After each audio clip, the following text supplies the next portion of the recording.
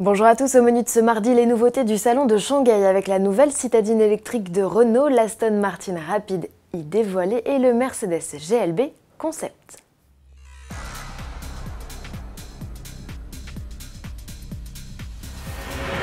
La Chine domine très largement le marché des véhicules électriques. En 2018, il s'est écoulé 769 000 véhicules dans le pays, soit 61% des ventes mondiales. En 2020, la Chine espère vendre plus de 2 millions de voitures zéro émission à l'échappement. Pour y parvenir, depuis le début de l'année 2019, les autorités imposent aux constructeurs de vendre au moins 10% de véhicules électriques ou hybrides sous peine de fortes amendes. L'Empire du Milieu est le premier marché automobile mondial, difficile d'en faire abstraction. Le salon de Shanghai, qui vient d'ouvrir ses portes, est donc le nouveau temple de la voiture électrique. Pas un stand sans une voiture verte, à commencer par celui de Renault, qui y présente sa City KZ2, version de série du concept KZ2 présentée en marge du mondial de l'automobile de Paris fin 2018. La City est le 6e véhicule électrique du constructeur aux losanges, mais c'est le premier à être commercialisé en Chine. Le constructeur livre peu de chiffres, on connaît juste l'autonomie établie à 270 km selon le cycle NEDC, soit 180 km en usage réel. De gabarit similaire à la Kwid, la City KZ2 reprend à la citadine baroudeuse commercialisée en Inde ses passages de roues élargis, ses barres de toit, ses skis de protection et sa garde au sol surélevée.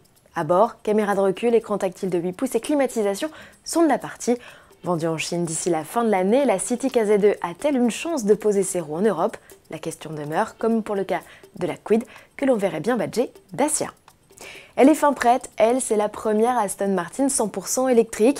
La firme de Gaydon aura mis le temps pour élaborer la version de série de son concept présenté en 2015. La Rapide i, star du salon de Shanghai, sera produite à 155 exemplaires, pas plus.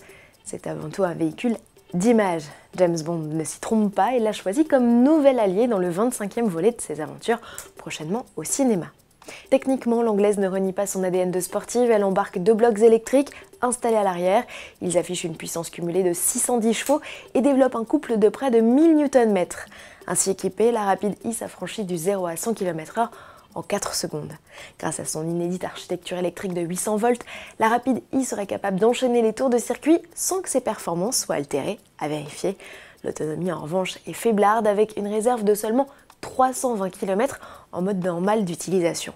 Reconnaissable à ses éléments de couleur bleue, la Rapide i s'offre pour seule nouveauté à bord des compteurs numériques de 10 pouces, déjà disponibles à la commande, à un tarif sur demande. Sa production sera lancée sous peu sur les chaînes de la nouvelle usine de Satatan, au Pays de Galles. Pour finir, pas de voiture électrique, mais un SUV. Mercedes a profité du salon de l'automobile chinois pour révéler son GLB. Malgré les apparences, il ne s'agit encore que d'un concept car sa rampe de phare et son coffre de toit intégré ont dû vous mettre sur la voie.